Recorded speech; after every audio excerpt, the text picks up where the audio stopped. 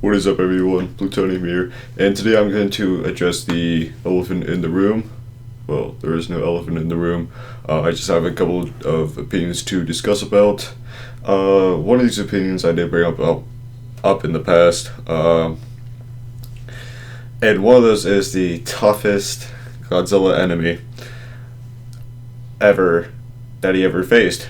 Now, there has been quite of an argument I've been making for quite a long time, which I still stand correct on that. Many people have a lot of problems with this, but Godzilla 2, in my opinion, as many of you may know, is the toughest enemy, and in my opinion, that Godzilla has ever faced. Specifically, Mechagodzilla 2. Now, a lot of people say, well, it's Kazuki Ghidorah, or maybe Space Godzilla, depending on how you look at it, or even the original Mechagodzilla, which I completely understand that. But one of the main reasons that really pops out at me is the fact that Mechagodzilla 2 really did ultimately kill Godzilla. He really did. Alright, so there's something. How do I put this? Alright, so causing for him to, as many of you may know, is the fact that a lot of people say that Godzilla was paralyzed. He actually did not die. I actually have a correction to that and a theory, even that I'm pretty sure this theory is actually really high up there, and I believe I am very accurate on this. But as soon as that second brain exploded, I believe Godzilla did become, in fact, paralyzed. But you have to think about it. Internal bleeding played a major factor in that.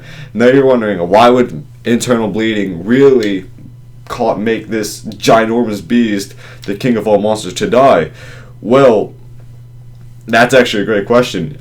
Internal bleeding is something to be extremely worried about. A lot of people die because of internal bleeding.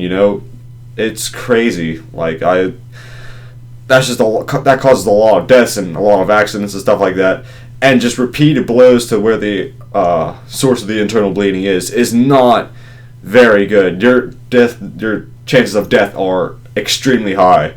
And with the repeated blows that Mechagodzilla 2 pulled off in that repeated sequence of electric, well, I'm not sure what that attack would be called, I guess.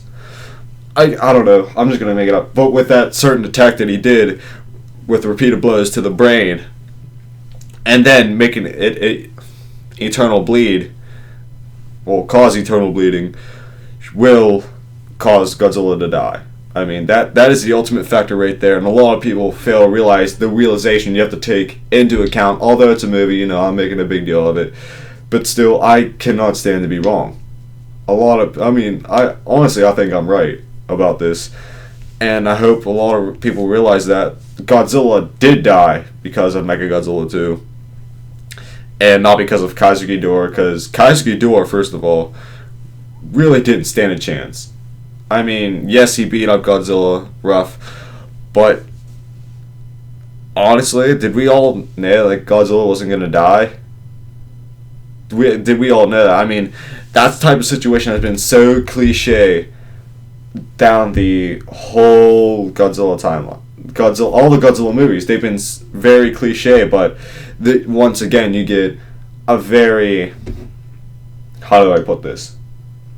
A very off film where you actually see Godzilla die.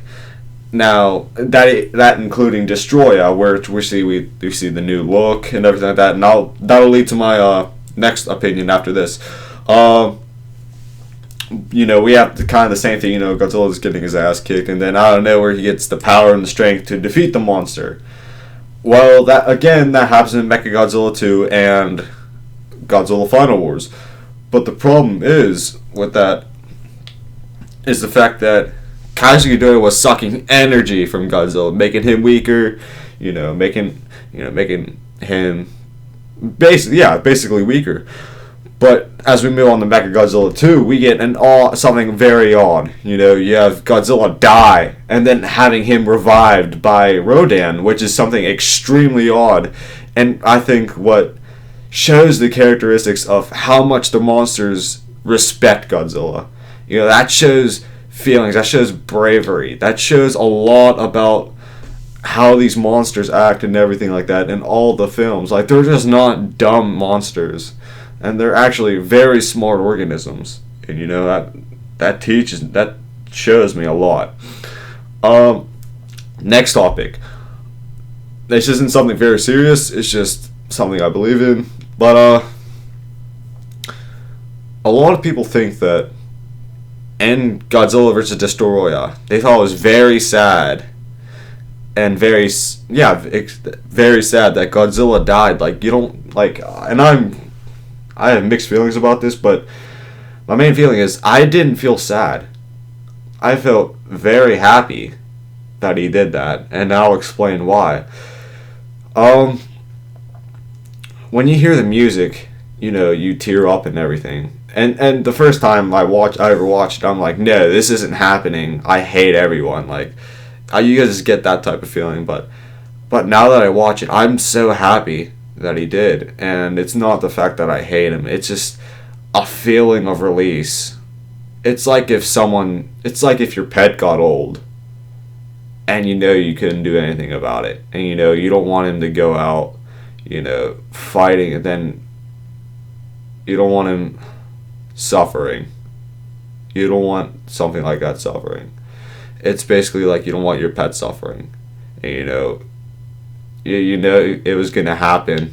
You know what you had to do, but you're happy it's out of it's not suffering anymore.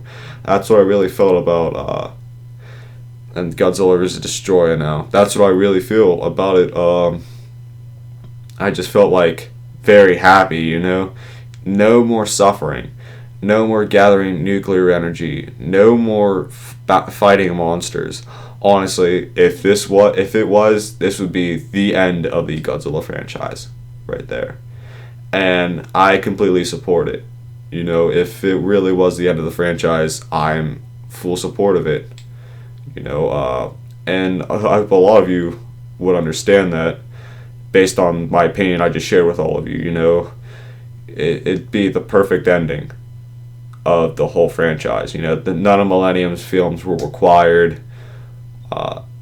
You know, just that taste that there was still Godzilla there. You know, a sense of gratitude and respect, and how much they respected him, and how much, and the tribute at the end of the credits and everything. That honestly should have been the final film of the whole Godzilla franchise. You know, I just can't really explain that much more. That is my opinion of that. That's actually all I have to explain about in this video. Hope you guys liked it, and give me your opinions on, well, what your opinions on the toughest enemy of Godzilla is, and what you thought on Destroyer of Godzilla vs. Destroyer, of Godzilla dying. I really interested in that, and yeah, that's it, guys. See you in the next video. See ya.